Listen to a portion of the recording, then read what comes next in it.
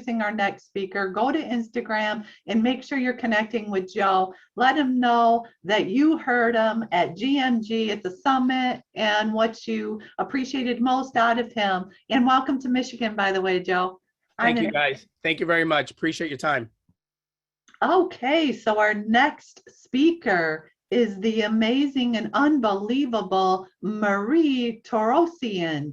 And I don't want to spend a ton of time stealing her thunder on what she's going to cover, but today she is teaching you why every business needs strategic plans and projections, and then how to build it and how to use it. So turning it over to Marie. Awesome. Thank you, Tabitha. I appreciate the intro. Hello, good afternoon, everyone. Thank you for being here. Super excited myself to be here and talking about this subject. It's something that I really love to do, and I get excited about talking about it. So a little bit about me. I've been a CPA for close to 10 years now. I've been in the accounting industry for about 12. So I started as an auditor, and then I, in the public sector, and then moved into private sector as a controller and then the CFO.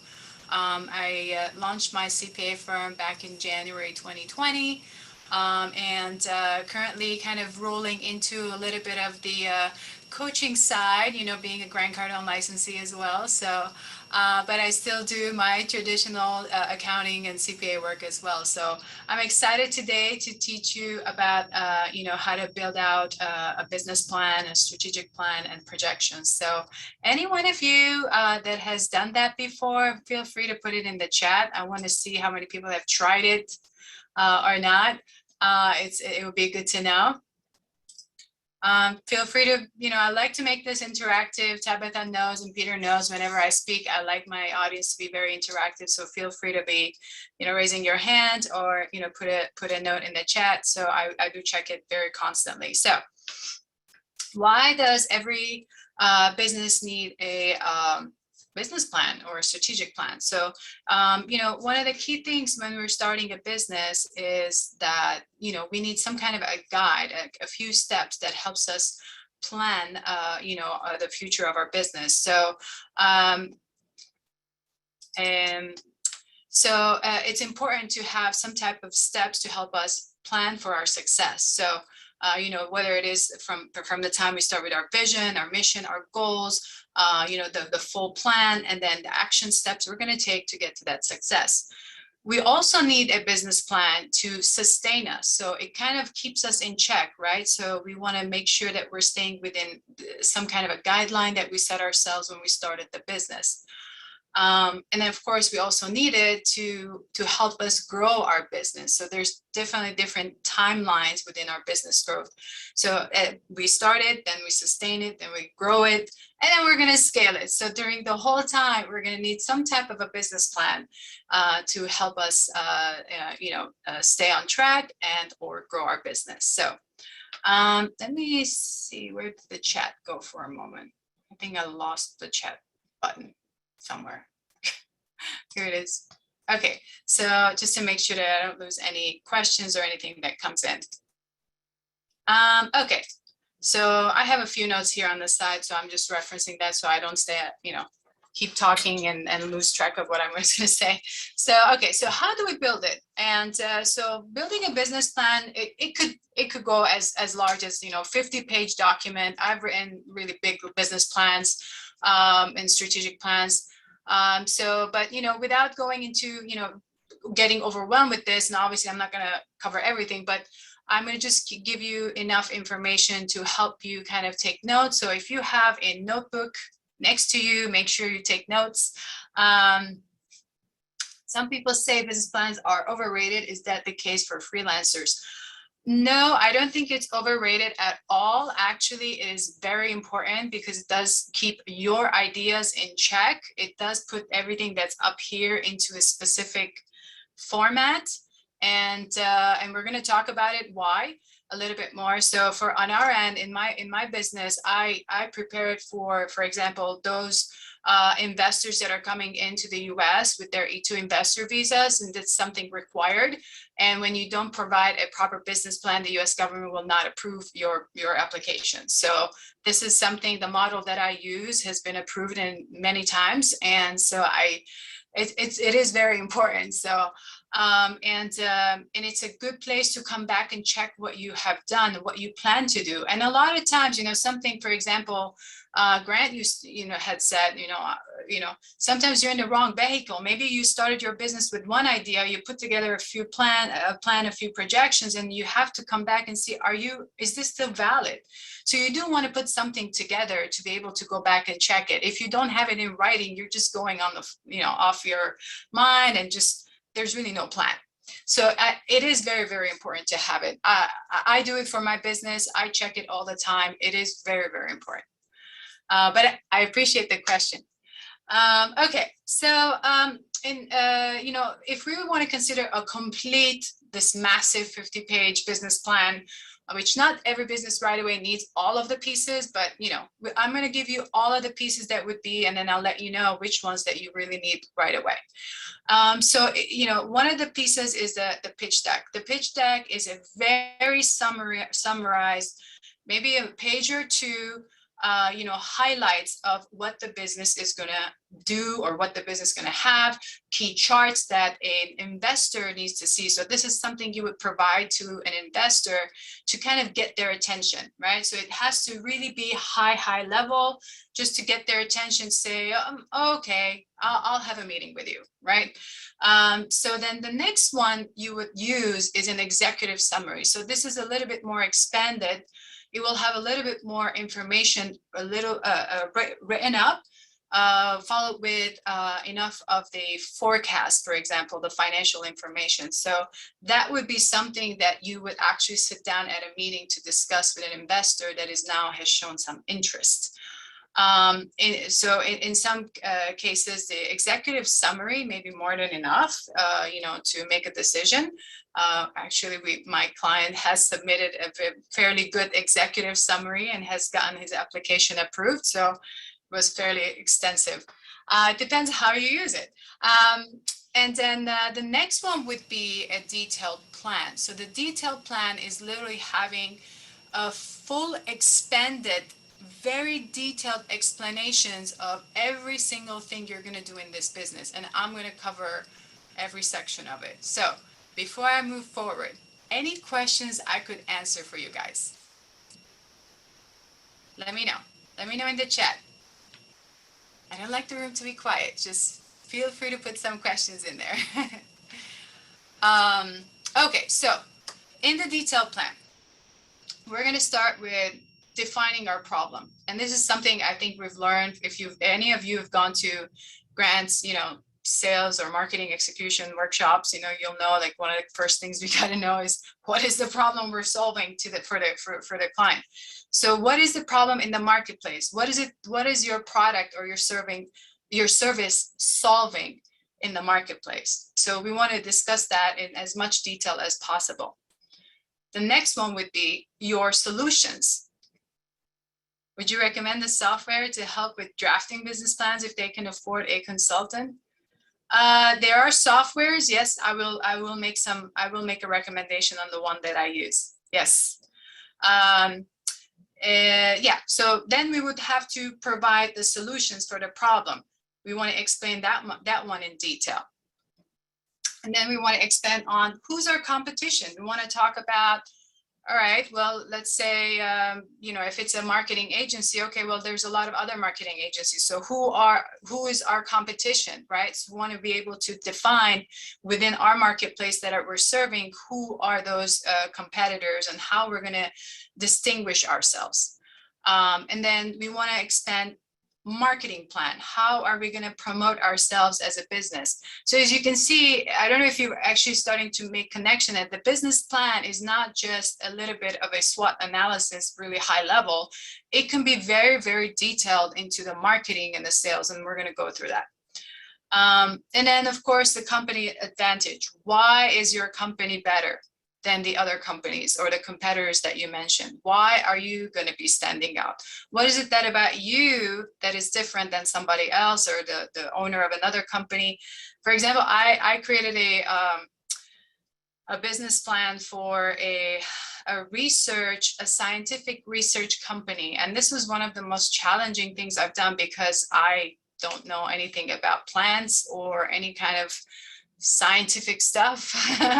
So I had to do a lot of research to kind of, and work with the scientist himself to kind of get into his brain and be able to pull out words and, scientific information to be able to build it into the business plan. So what was distinguishable about him was the amount of research and experience that he had. That's what made his company very, the advantageous part of his company.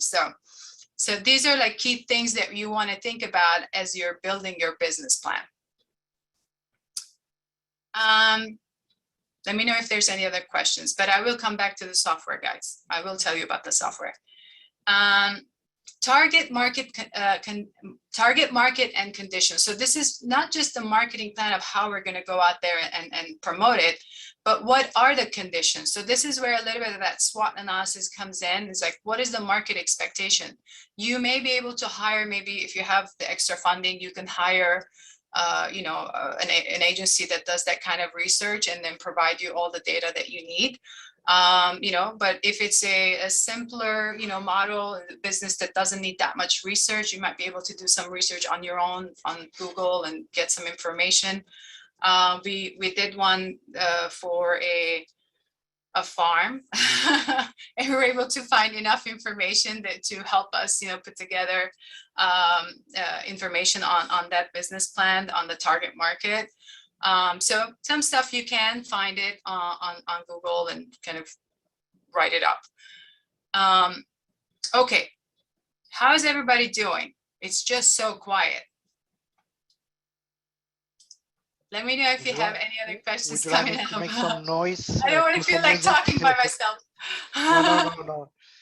We're not talking about so can you please elaborate a few, I would say, a few ideas on that business plan about, I would say, not only the elements, but what we have to look in those elements to be found, because a lot of people, they're like, okay, I need to do research about the marketing, but what exactly we need to have in that research?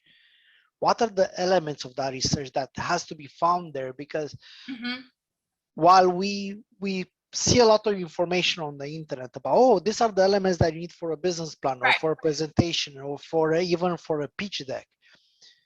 What actually a pitch deck has to be inform the person is going to read it. What a business owner needs to inform, because especially if you give this to investors, they're looking for certain information to be found there, and certain, like I will say, details and even like numbers that has to be found in those ones. And can you elaborate a little bit of that element? Yeah, absolutely. So in the pitch deck, what we want to cover is like, because it's not a lot of information you want to cover, right? It's just a one pager to maximum 2 pagers. So it's going to be mostly like a very high level highlight of your company, what it's going to do, the problem, the solution, and the revenue goal. Short information. It's all charts, basically. Your profit and loss expectation, your revenue expectation. I mean, put yourself in an investor's shoe. If someone gives you a document, what's going to get your attention first? You want to see if this company is going to make money. Why else would you want to invest in them? They could have the greatest ideas, but if their charts mean nothing, like they're not going upward, that's not even going to get your attention. So we want to have enough information about the company, of what their problem they're solving, and the problem, the solution, and of course what's their revenue targets in a very visual format, right? We don't want to get into a detailed writing. It's just charts. That's the executive summaries. We'll write a little bit more to give him explanation of some of the assumptions that were written, provided in the pitch deck. Does that answer your question, Peter? 100%, 100%. We just, like, I'm thinking always like from the point of view of the person that does nothing about the business. Yes. He's just starting. It's the first time when they hear about this, and they're trying right now certainly to figure out what they have to do to actually present something. Even like, and I'm thinking like, you go to get grant from a government, or you're going to get something from a government. You need to have something that's going to be feasible, I'm assuming. And if you can go on some of those details, it's going to be amazing. Yeah, absolutely. And there are so many sections. That's why I am, based on the time frame that we have, I won't be able to go into each section's detail. I'm just covering really high level. So yeah, otherwise, like I have the full training separately. That's going to be an hour and a half. So, okay. So coming back to some of the sections. So we said problem, solution, competition, marketing, competitive advantage, target market, and conditions. Now, next step will be to kind of explain what is your sales process? How are you going to manage the sales process internally? And it's kind of surprising because the model that we're using right now, and it is based on a software, which I am going to mention, and it is well formatted to kind of respond to what the SBA actually expects, all the different pieces of the business plan. And then, of course, we're going to talk about facilities and locations. So if let's say your business is based on a specific location, you want to talk about, okay, this location is great because there's a lot of people walking by. Let's say it's a restaurant, right? It has a lot of foot traffic or whatever it is. Or maybe it's a remote. So we do want to discuss about location and facilities and all that stuff. If you are selling products and you have your own warehouse, you want to talk about it in this section. So technology is another one. What type of technology, softwares, and other things you are going to need to operate your business. So again, these are a lot of things to think about. It's not like you just starting a business out of nothing. It's like you really have to think about all the pieces that you need. The next one would be, let's say, equipment and tools. For example, for my business, when I had to start, the only equipment I needed was a laptop. That was it. That's all I need. Everything else is in my brain. So that was the main thing. And then other softwares were necessary as I started growing. So in your business plan, you want to think about what are some of the equipment you might need. You want to pinpoint some of the milestones you want to reach. So as you're thinking through your business, okay, let's say plan out, okay, in 30 days, I'm going to achieve this, 60 days, 90 days, by 12 months, I would have achieved this. So give yourself like a goals to achieve those, timelines to achieve those specific milestones. Another section is key metrics. This is super important because I know most people do not even think about metrics that early in the business plan or when they start the business. So key metrics are in this case, we're talking about, it could be financial metrics, it could be non-financial metrics, it could be marketing metrics, it could be sales metrics, it could be any kind of metrics that you believe will be important for your business. So you may choose, let's say 5 to 10 just to start tracking as soon as your business takes off, and keep tracking it over the first 12 months so that you know how your business is operating. So you want to know within that business model, what are the key metrics that you should be tracking? Does that make sense? Yes? Awesome. All right, awesome. Okay, other key pieces we want to talk about as well is, obviously you want to put in there that, who is your management team. So for example, if you are starting out with a founder and some other people that are already joining you, like 3-4 people together, and then, who's the management team? If there's multiple owners, you want to discuss the different ownership structure. And then if you're going to be borrowing money, you want to discuss about that, and any type of source of funds. So if you are putting your own money in the company, or you want to discuss that, or if you already have had some investors, you want to discuss that as well. And so the same structure can be used for any type of a company that has already been in business for a while and now you're building it as a brand new strategy, right? So that's why I think on the note I put in business plan or strategic plan, because you can use the same structure. Let's say you're 2 years, 3 years in, and now you want to build out your strategic plan for the next 5 years. So you can use exact same model, same structure to kind of build out the next strategies. So in those situations, let's say 3 years in, you did everything by yourself, but 3 years in, now you want to get investors. Within that time, you would want to include a little bit of information on how your company did the first 3 years. So now you want to include some kind of a company history. So that you can kind of prove, okay, my model works. This is how much money I've been able to make the first 3 years. Here's the plan of where I want to grow next. And this is why I need the money. So the intention, maybe when you first start the business plan, the intention is different. And then 3 to 5 years in, the intention would be different, right? So now you're planning for growth. It's a little bit different. So I'm going to stop here for a moment and I'm going to see what other questions are there. Okay, I do want to give you the name of the software. So the one I use is called LivePlan. It is a really, really cool software. I love using it. I don't get money out of it. I'm not affiliated or anything, but I do love it. I have looked at other softwares, and that's the one my company, my business uses for our clients. It is fairly easy. It does have a good structure. So if you like to try it out on your own, you can. If you need help, I'm always here. Let's see what else. What are common mistakes newer companies make when drafting their plan or projecting revenue? Okay, this is what I've seen. What happens sometimes, they may not be actually explaining all the different pieces. So they may write down, let's say, problem solution. They might do a SWOT analysis, but they're not really explaining the real assumptions behind their forecasts. They're completely missed out. There's no written up anything.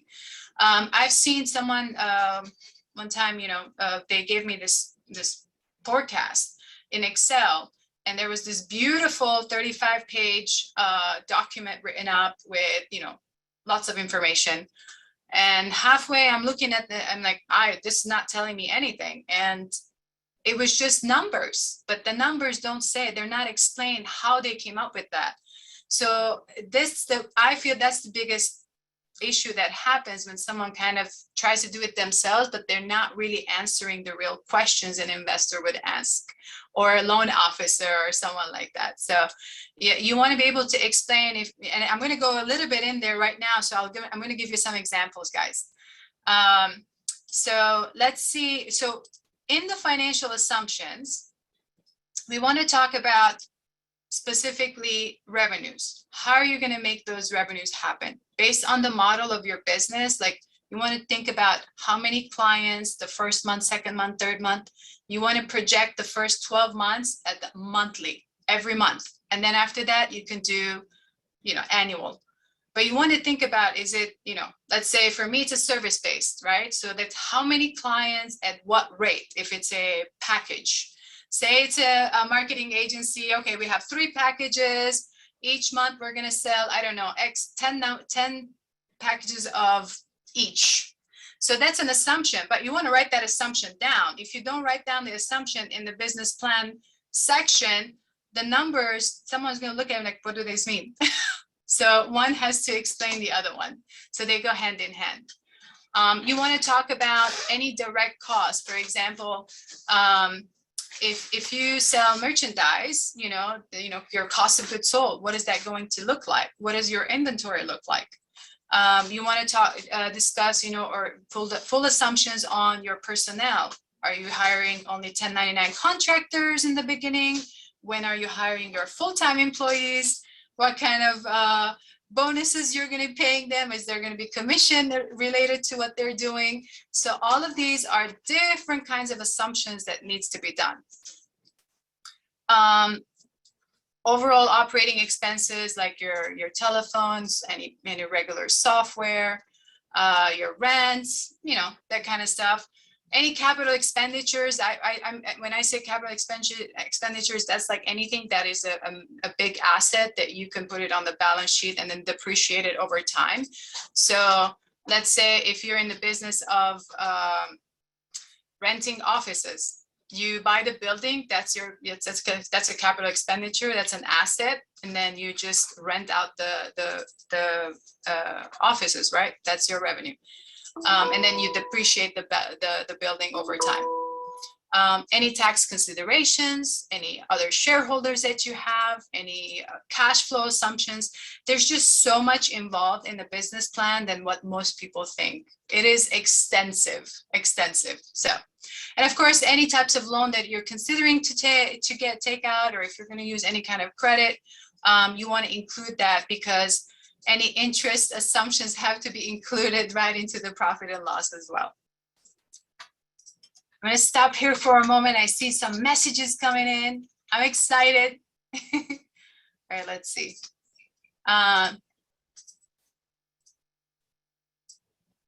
If I'm hearing you right, you are saying less is more in your pitch deck. Yes. It's only 2 pages. It's short. It's just charts mainly, and then very high level idea on the company and what they're doing. Yes, we have a series of clubhouse rooms on these metrics. It depends on the department, correct? If you're just starting out, this is a good question, Tabitha, thank you. If you're just starting out, how do you find these metrics?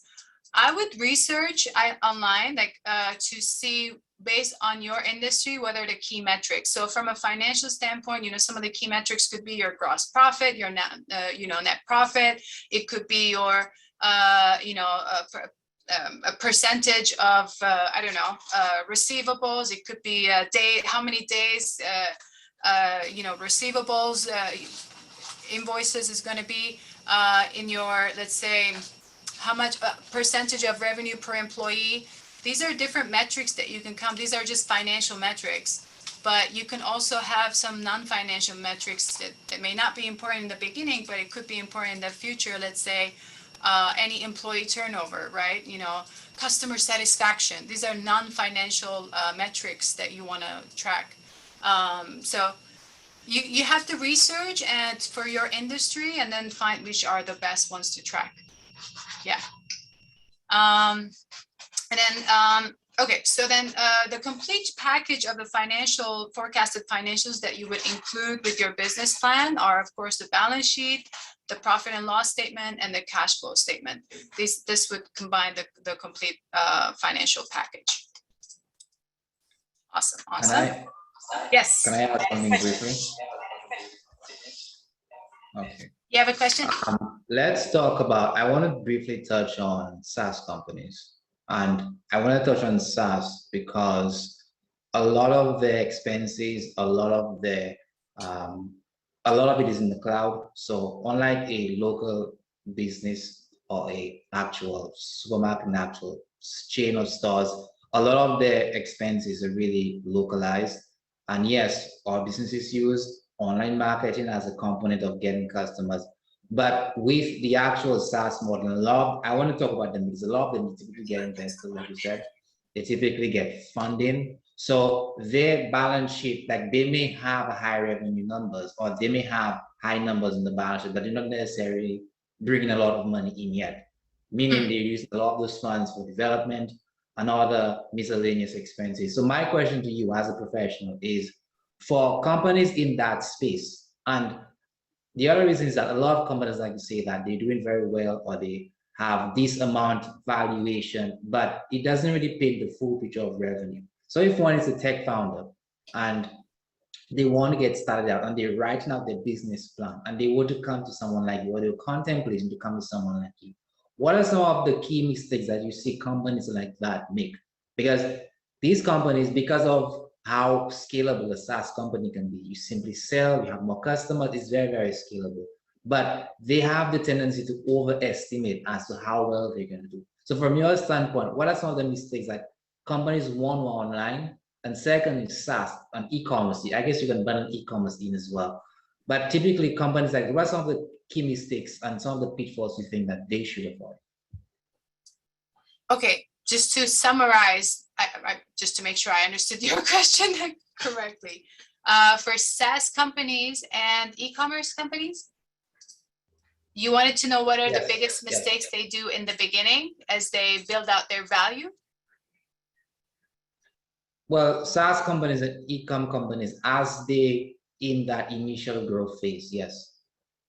And okay, the initial growth phase. Okay, so I haven't worked directly with the e-coms at that phase, but I would tell you that in any business, the one thing that holds them back is building out their policies and procedures. There's no systems in place. So valuation is based on those systems in place.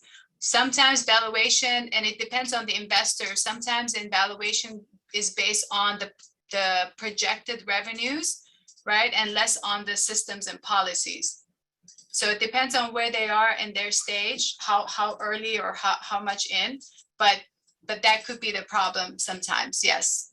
Because for me, I know that there's going to be more emphasis on any systems that are already documented and being used systematically, because that is going to build revenue over time in a more scalability than someone that just, not following any specific structure and policy.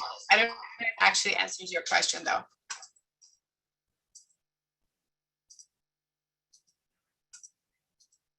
Oh, you're on mute. Mute.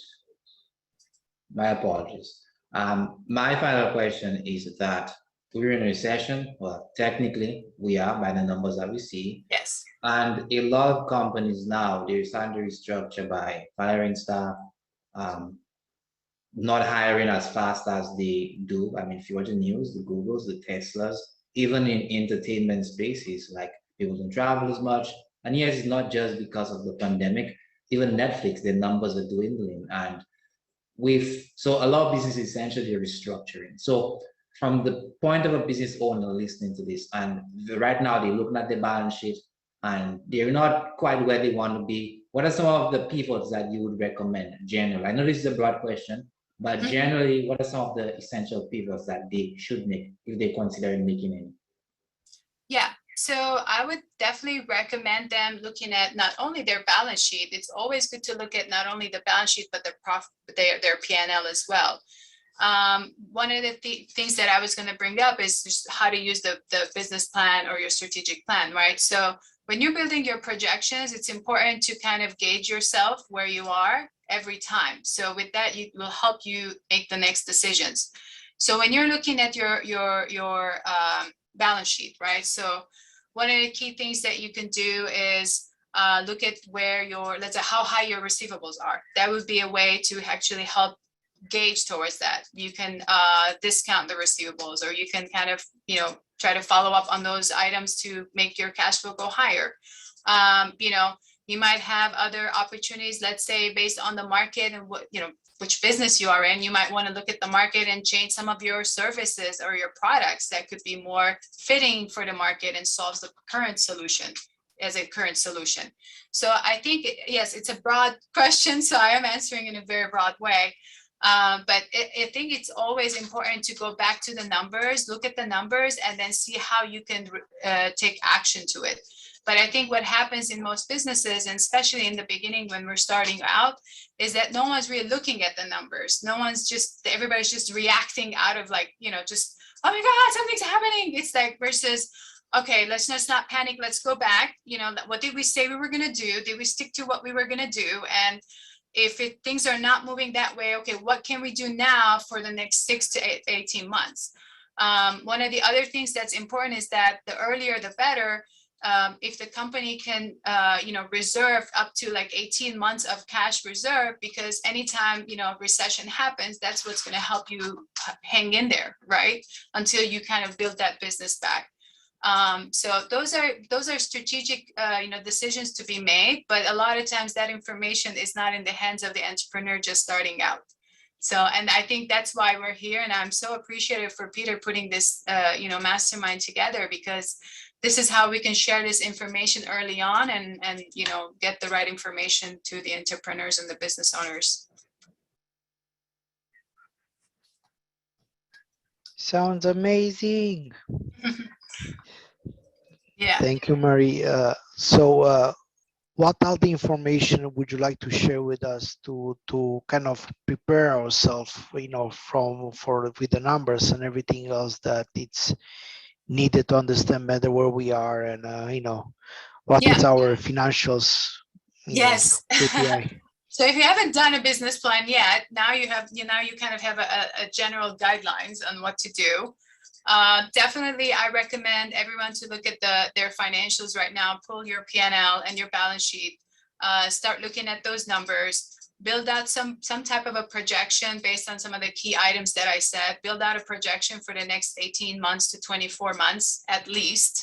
And keep reviewing it on a monthly basis. Keep reviewing your actuals to your projections on a monthly basis to make sure you're staying at least close enough or be able to take action. If you're not being close enough to your projection, then figure out what you did different. What were the assumptions at the time and what has changed in the market? And this is what we kind of do all day when we're in you know, you see the bigger companies, they have a whole team of accountants. There's a reason for that. That's because each person is doing something. And then you have a whole financial analysis team that's doing analysis all day and they get information daily. So that's why, you know, the small business owners fail within the first 5 years because they don't have a team like that and they can't just run the business and do all the financial analysis, right? So my recommendation is that whether you or someone on your team can actually help you, or if you need to outsource to someone like me or another accountant, that's totally fine. But have someone helping you out or guiding you or help sit with you and say, okay, let's pull these numbers and let's take a look at it. Let's see what they're telling us. Numbers don't lie, so they're there for a reason. And that is my recommendation for all of you guys, you know, all of us business owners, just look at the numbers all the time, as often as you can, but at least monthly.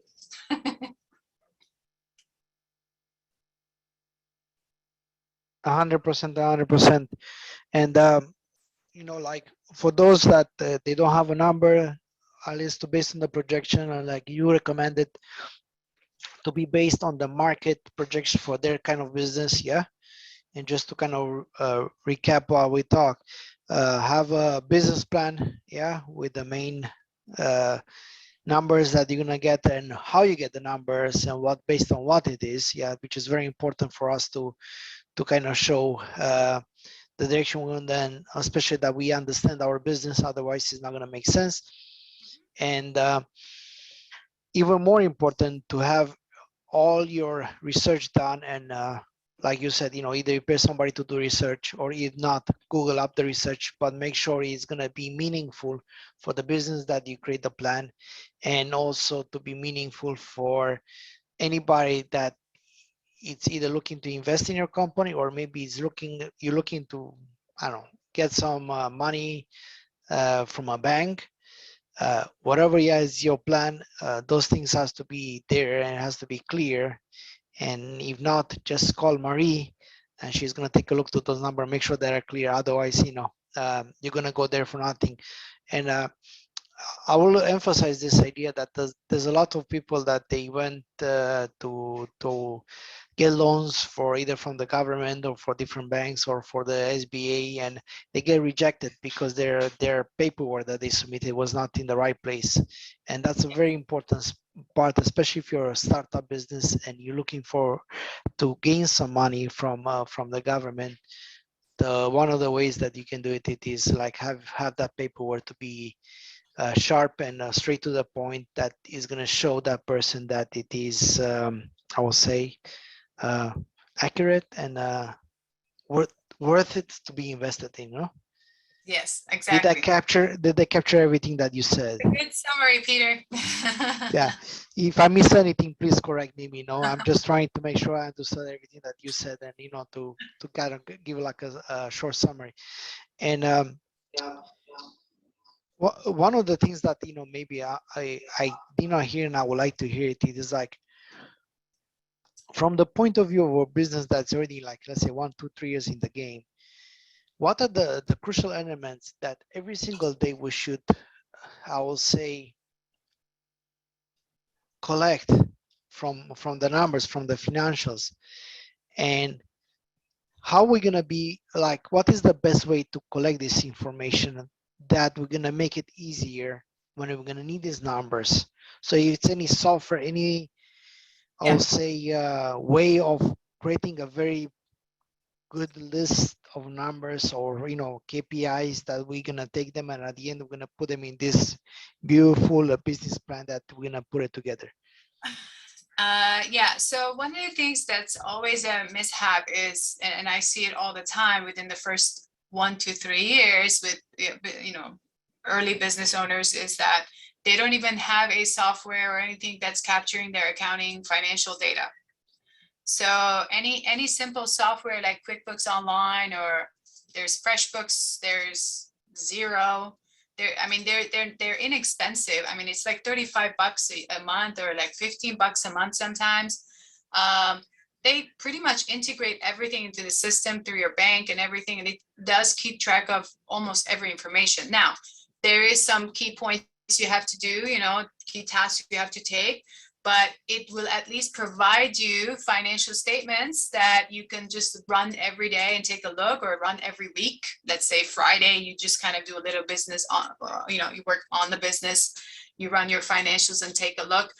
That's going to help the business owner stay on top of it. Now, analyzing numbers may not be a forte of the business owner. That's when you can ask a coach, like a financial coach like me, to kind of help guide you through it. But that would be the way to make sure that all the data is being captured. And this is what I see all the time. I ask people, okay, and they come to me sometimes for tax returns. I'm like, okay, can you send me your financials? And, oh, well, I have the bank statements. Like, that's not financials, that's bank statements.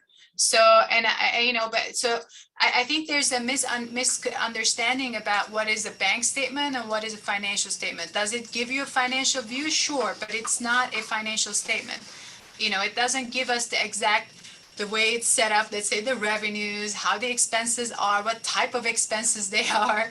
We can analyze those numbers in the way they're set up. So that's why, software like, let's say, QuickBooks, like I mentioned, that's the one that most of my clients use. FreshBooks is another one, and Xero is another one as well. And there's quite a few. That's the best way to keep track on a daily basis. Perfect. All right, Mary. How can we reach you? I'm sure some people listening may be financially. How do they get in touch and a hold of you on your service? Yeah, so I am also available pretty much on every social media channel, but I'll follow Joe's kind of direction as well, and I'll just send everybody to one place. I am on Instagram as well, and it's at Marie Torosian CPA. So you are more than welcome to reach out to me through there and connect with me. I'm very responsive, and I'll respond to you right away. Okay, awesome. So I'm assuming we have no more questions. Let me just double check. Okay, awesome. For those of you who are here, maybe on the replay, I just posted inside of the chat. Is that correct? In the chat, so you should get the link there. So before I hand it over, Marie, this was an excellent presentation. Personally, I learned quite a bit, and financials are extremely important.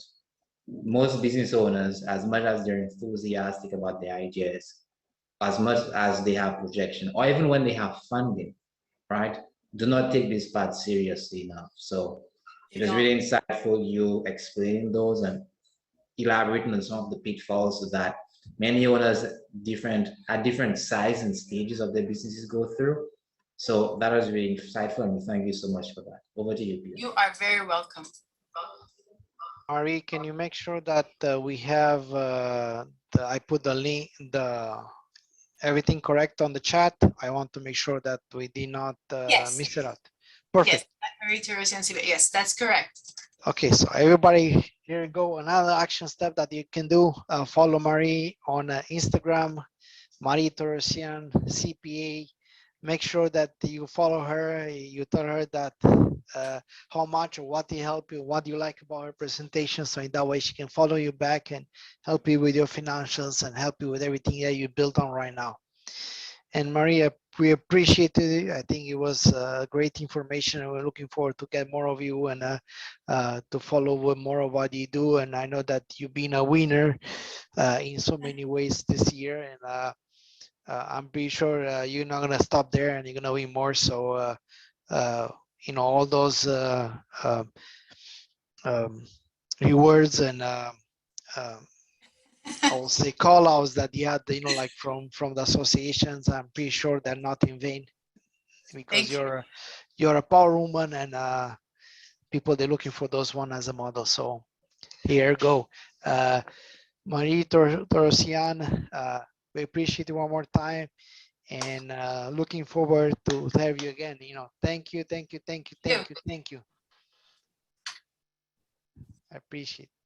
And we're gonna go to our next speaker. Let me see if we have him in the house. Mr. Ken Jordan. By the way, Marie, you can stay here with us. You don't have to leave. Yeah, we just want to move on with our thing. But let's make sure that we can have Mr. Mr.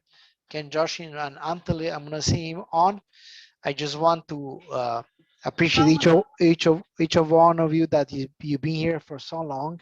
I think it's so important for us to have a follow-up on everything that we do, and we just want to make sure that we're gonna give you the information that you're looking for to help you with your business, to help you with everything that you build on.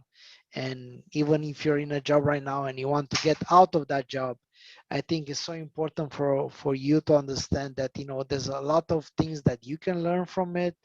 You need to understand the mindset that you needed to get there. You need to understand the marketing, the financials, like Marie just mentioned, and all those elements that you have to have, and of course the sell thing. And we have more, I would say, parts that I think is so important and so crucial for any entrepreneur to have in their, I would say, tool belt of entrepreneur. One of those Batman secret belt that has a lot of gigs and tools and everything there, because for us to be a winner and to be a rock star, and I know that Marie likes that word, rock star,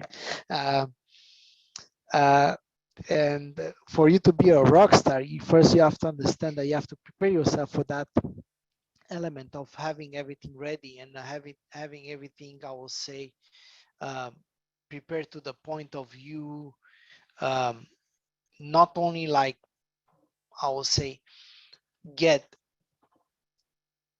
yourself mentally ready, but get yourself to that stage that you're gonna have to wear different hats on the same time. And I think one of the books that I always recommend to people is the Entrepreneurial Myth. Yeah. And I think it's an amazing book. And if you never read that one, I think definitely something you should read, because I think a lot of people, they miss this conception of what is an entrepreneur, and they jump into it straight from their job 9 to 5, and they realize very shortly that they didn't switch the hat, and they just build a job for themselves that on top of that job is missing the CPA, is missing the marketer, is missing the salesperson, is missing the cleaning person.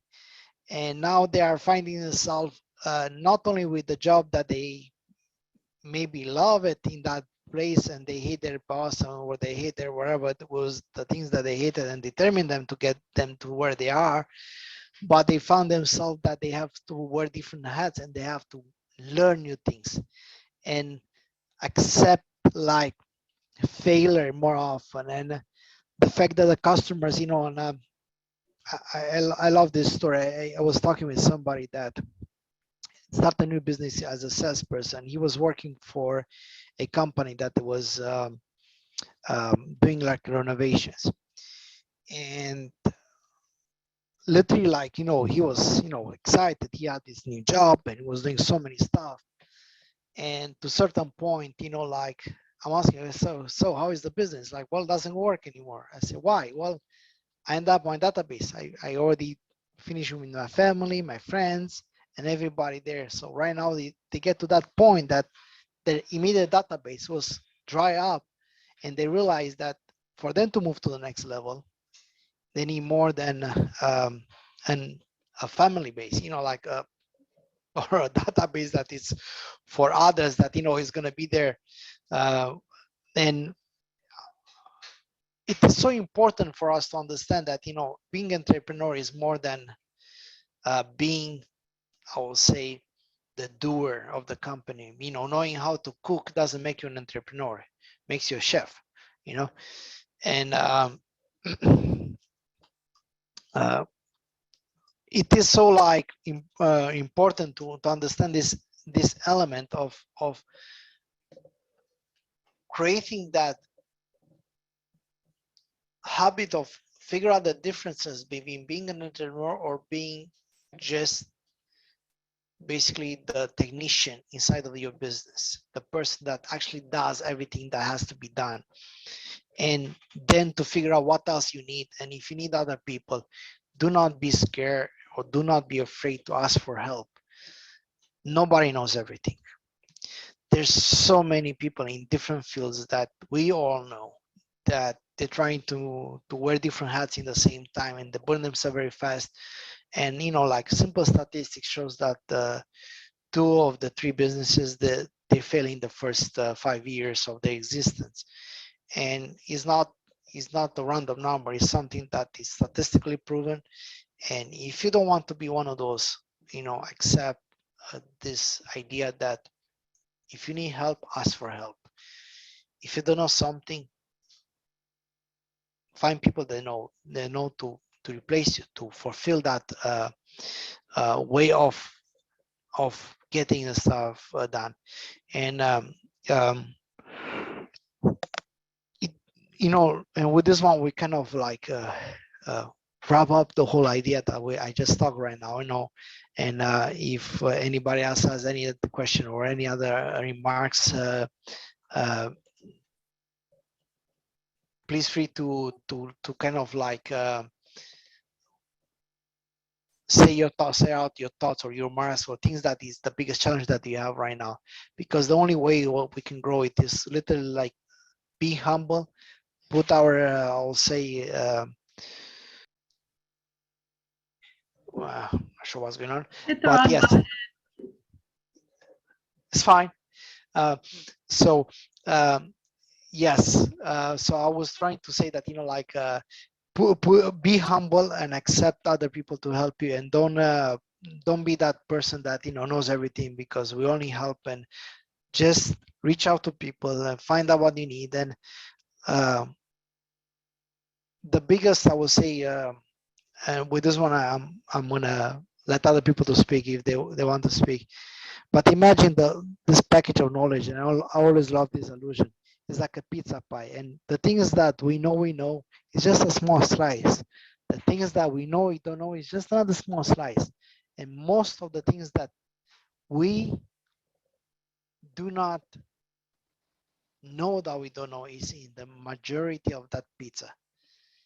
There's so many things that we don't know about their existence. So until you're not going to be pushed, or you're not going to be to that stage where you're going to be asked to perform that specific task, you're not going to find out.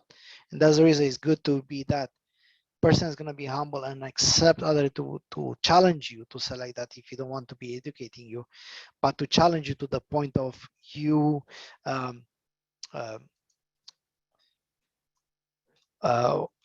you getting to the point where you're going to be like accepting others to help you, and so you're going to be able to grow. And together, through collaboration is the best way to grow. Thank you so much, Peter. So I was going to suggest, I'm not sure if it's you, Peter, or Craig who can do this, but I've had individuals messaging me asking, because this is at the same time as the Tony Roberts or Tony Robbins event, and they're wanting to know how they can get the VIP replay. I don't have a link for that, so I don't know if we can put one in the chat or how they can get that. But I see Ken has joined us. Hi, Ken. Good afternoon. I'm super excited to have you here. So I'll turn it back over to you, Peter, to introduce Ken.